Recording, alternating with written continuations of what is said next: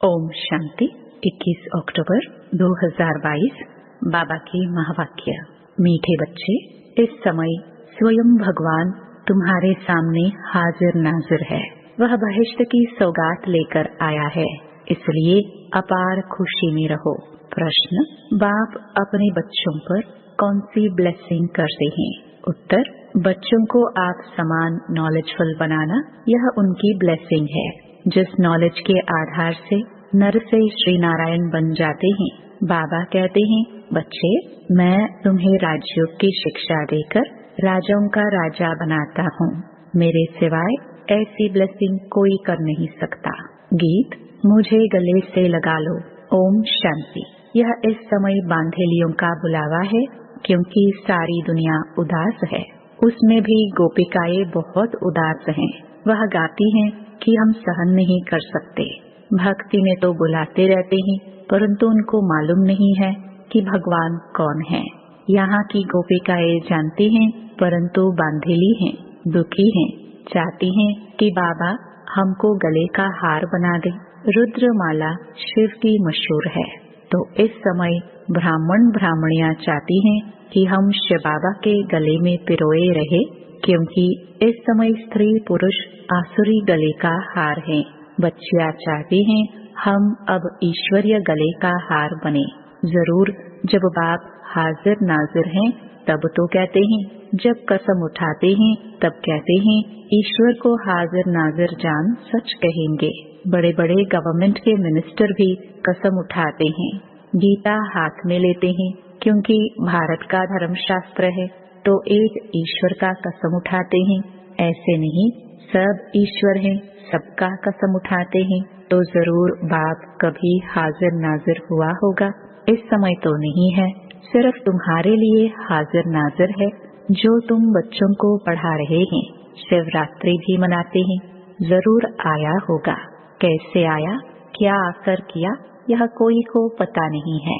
इतना बड़ा सोमनाथ का मंदिर है, परंतु उसने क्या किया वह पता नहीं, क्योंकि शिव के बदले श्री कृष्ण का नाम डाल दिया है। संगम युग निकाल द्वापर डाल दिया है। तुम बच्चे जानते हो कि वह निराकार है, उनका मनुष्य जैसा आकार नहीं।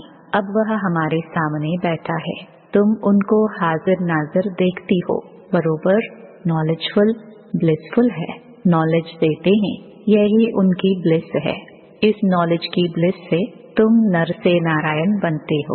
वह ब्रह्मा तन से खुद पढ़ा रहे हैं। बाप खुद कहते हैं, लाडले बच्चे, मैं तुमको राजयोग सिखलाकर राजाओं का राजा बनाता हूँ। श्री कृष्ण नहीं सिखला सकते, वह खुद राजाओं का राजा बना है। वह सिर्फ एक श्री कृष्ण या लक्ष्मी नारायण नहीं होगा। यह तो सारी सूर्यवंशी डायनास्टी थी, उनका राज्य अब माया ने छीन लिया है। अब मैं फिर सम्मुख आया हूँ। अब तुम ब्राह्मणों के सम्मुख हाजिर नाजिर हूँ। अब बाप जो इतना दूर देश से आया होगा, तो जरूर कोई सौगात लाई होगी। लौकिक बाप जब आते हैं तो कितनी सौगात लाते हैं। यह तो सबका बाप है, जिसको इतना सब याद करते हैं। दूर देश से आते हैं तो हाथ खाली थोड़ी आएगा। बाप कहते हैं, मैं तुम्हारे लिए सौगात लाता हूँ, जो कोई मनुष्य ला ना सके। मैं बहिश्त हेवन लाता हूँ। कितनी बड़ी सौगात है। बाबा साक्षात्कार भी कराते हैं, वहाँ कितना सुख है। अंग अंग में सुगंध है। लक्ष्मी नारायण के अंग अंग में सुगंध है। यह तन तो कीड़ों से भरा हुआ है। बाबा कीड़ों को उठाकर भ्रमरी बनाते हैं। यहाँ के शरीर तो कीटाणुओं से भरे हुए रोगी हैं। वहाँ के शरीर कितने सुंदर हैं। मंदिरों में भी कितनी सुंदर मूर्तियाँ बनाते हैं। कितना फर्क है इस समय के शरीर और उन शरीरों में। 5000 वर्ष की बात है। यह भारत इंद्रप्रस्थ था, वहाँ आत्मा भी पवित्र थी तो शरीर भी पवित्र था। बाबा ठिक्कर के बर्तन से तुमको सोने का बर्तन बनाते हैं। बाप तुम्हारे पूरी सर्विस कर क्या से क्या बनाते हैं। बाप का भी क्या पाठ है, फिर टीचर और सतगुरु का भी पाठ बजाते हैं। उनको कोई बाप टीचर गुरु नहीं, तुम्हारे लौकिक बाप का तो बाप टीचर गुरु जरूर होगा। शिव बाबा कहते हैं मेरा कोई नहीं, परंतु उनके ऑक्यूपेशन को कोई नहीं जानते। जब तक किसको स्वर्ग का मालूम न पड़े तब तक कोई भी जान नहीं सकते कि हम नरक में हैं। ग्रंथ में पढ़ते हैं मूढ़ पलिति, परंतु अपने को वह नहीं समझते।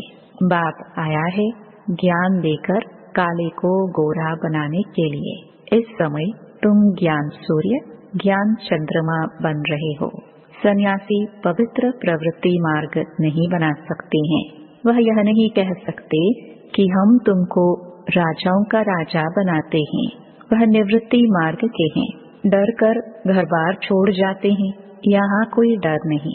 बाप के पास बच्चे आए हैं तो कहते हैं बाबा हमारे में ताकत है, इकट्ठे रह पवित्र रह सकते हैं। अगर कोई कन्या पर मार पड़ती है तो कन्या को बंधन से छुड़ाकर गांधर्वी विवाह कर सकते हैं। हम जल नहीं मरेंगे।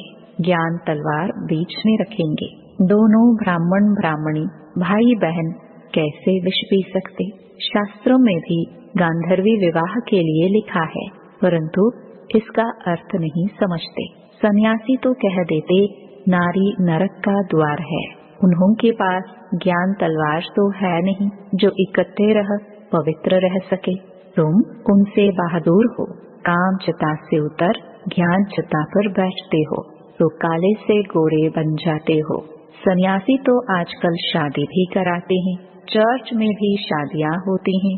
नहीं तो क्राइस्ट को क्यों क्रॉस पर चढ़ाया? इस पवित्रता के कारण।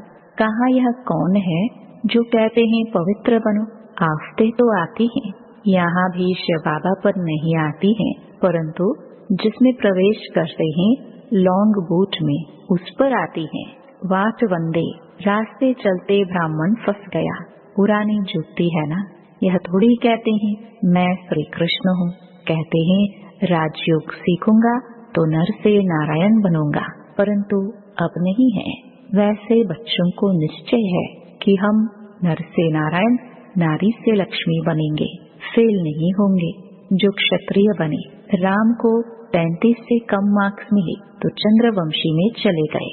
ऐसे तो सूर्यवंशी भी चंद्रवंशी घराने में आते हैं। उस समय सत्युग के अंत में लक्ष्मी नारायण सीताराम को राज्य देते हैं। लक्ष्मी नारायण भी पुनर्जन्म लेते लेते त्रेता में आते हैं। राजवाड़े कुल में जन्म लेते रहते हैं, परंतु सीताराम नाम चला आता है, लक्ष्मी नारायण नाम खलास हो जाता है। अब प्रश्न पूछता हूँ, स्वदर्शन चक्र कौन सा है? एक दो से पूछा। हाँ, ये है चक्र। कैसे? देवता से क्षत्रिय वैश्य शूद्र अब ब्राह्मण वर्ण में आते हैं। यह चक्र जितना फिराएंगे उतना विकर्म विनाश होंगे। इससे रावण का गला काटता है। तुम बच्चों का बेहद के बाप से अथाह प्यार है। तुम कहते भी हो बाबा हम आपका बिछुड़ना सहन नहीं कर सकते। ऐसी बच्चियां भी हैं जो बंधन में हैं, तड़पती हैं, क्योंकि यह है माता पिता। एक तो माता जगदम्बा है जिसको सब याद करते हैं, परंतु जगदम्बा का पिता कौन है यह किसको पता नहीं कि ब्रह्मा सरस्वती का बाप है। पुजारी लोग यह नहीं जानते हैं कि यह सरस्वती ही फिर लक्ष्मी बनती है, फिर 84 जन्म ले फिर यही सरस्वती बनती है। यह ज्ञान इस बाबा के पास थोड़े ही था। इसमें ज्ञान होता तो जरूर किसी गुरु से मिला हुआ होता, फिर उस गुरु की महिमा भी करते, फिर उस गुरु के शिष्य भी होते, वह भी बताते। परंतु बाबा का कोई साकार गुरु नहीं है। बाप कहते हैं मैं तुम्हारा बाप टीचर गुरु हूँ। मैं इस पुरानी जुत्ती में बैठ पढ़ाता हूँ, तो यह फिर माता हो गई, इसलिए उनको मात पिता कहते हैं। तुम मात पिता जो गाते हैं वह ब्रह्मा सरस्वती को नहीं कह सकते। ब्रह्मा थोड़ी वैकुंठ का रचता है, बाप तो बाप है और यह ब्रह्मा तुम्हारी मम्मा है। कलश पहले इनको ब्रह्मा को मिलता है, परंतु सरस्वती की महिमा बढ़ाने के लिए उनको आगे रखा है। सरस्वती का नाम गॉडेस ऑफ नॉलेज मशहूर है। विद्युत मंडली वाले भी सरस्वती का लक़ब रख लेते हैं। अच्छा, बाबा कहते हैं कितना समझाकर कितना समझाए, मन मना भाव, बस सिर्फ मुझे याद करो और मेरे वर्षे को याद करो तो तुम स्वर्ग में चले जाएंगे। वहाँ भी तो नंबरवार ही होंगे ना। सूर्यवंशी की रॉयल दास दासिया भी तो है, तो प्रजा की भी दास दासिया होंगी। चंद्रवंशी राजा रानी की भी दास दासिया तो हैं। वह सब यहाँ ही बन रही हैं। पूछो तो बता सकते हैं कि अगर अब तुम्हारा शरीर छूट जाए तो क्या जाकर बनेंगे। अच्छा, कोई भी बात समझ में न आए तो पूछ सकते हो। याद रखना, योग ठीक नहीं होगा तो वह सुख महसूस नहीं होगा। शोक वाटिका में बैठे होंगे। स्वर्ग है अशोक वाटिका। सीता अशोक वाटिका में नहीं, शोक वाटिका में थी। अब तो सब शोक वाटिका में बैठे हैं ना। मनुष्यों को चिंता रहती है कि पता नहीं लड़ाई होगी तो क्या होगा। हम तो कहते हैं कि लड़ाई लगे तो स्वर्ग के गेट्स खुलेंगे।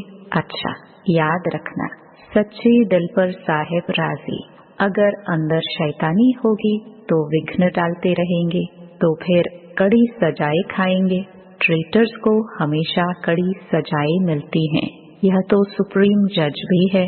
श्री कृष्ण का चित्र दिखलाकर देखो, इन पर भी कितने कलंक लगाए हैं। इसने तो न कपड़े चुराए और न ही कंस जरासंधि को मारा, उसका भी श्री कृष्ण का मुंह काला कर दिया है।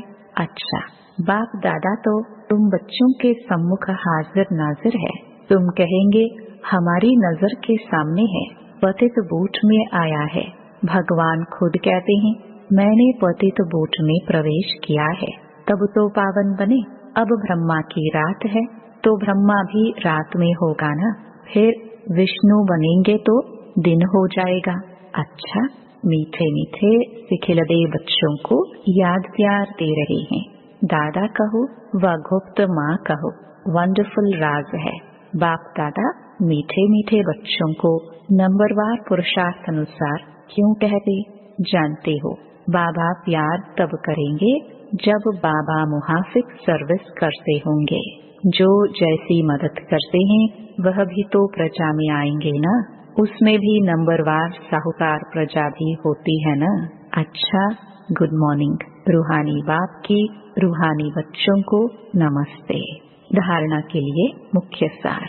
पहला, सच्चे साहिब को राजी करने के लिए बहुत बहुत सच्ची दिल रखनी है, कोई भी विघ्न नहीं डालना है। दूसरा, सुख का अनुभव करने के लिए अपना योग ठीक रखना है। स्वदर्शन चक्र फिराते विकर्मों को भस्म करना है।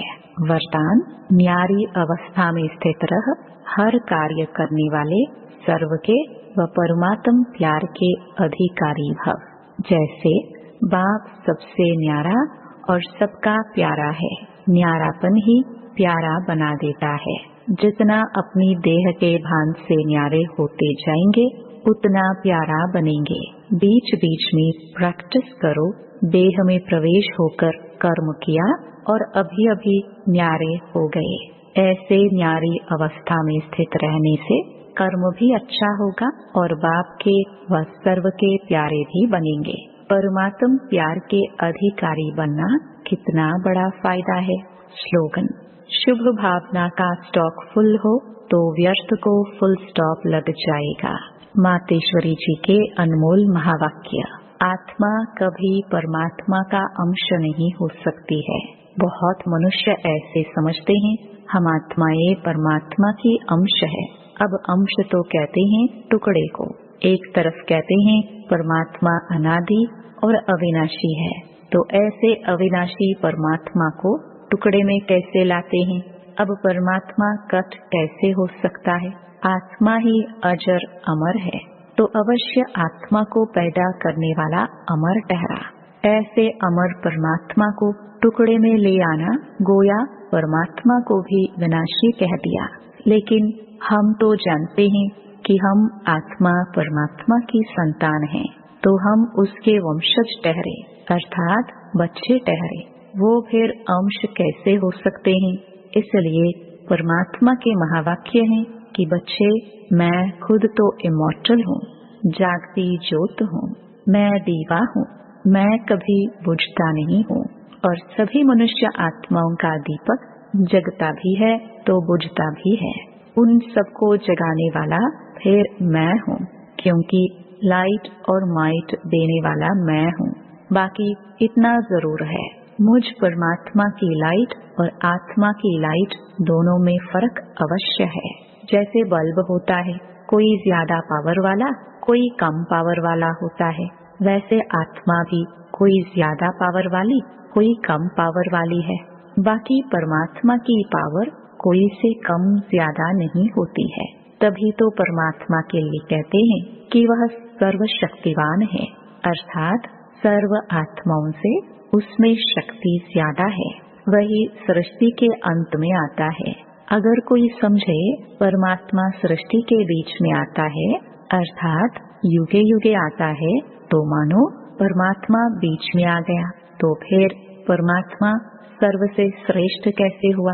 अगर कोई कहे परमात्मा युगे युगे आता है, तो क्या ऐसा समझे कि परमात्मा घड़ी घड़ी अपनी शक्ति चलाता है?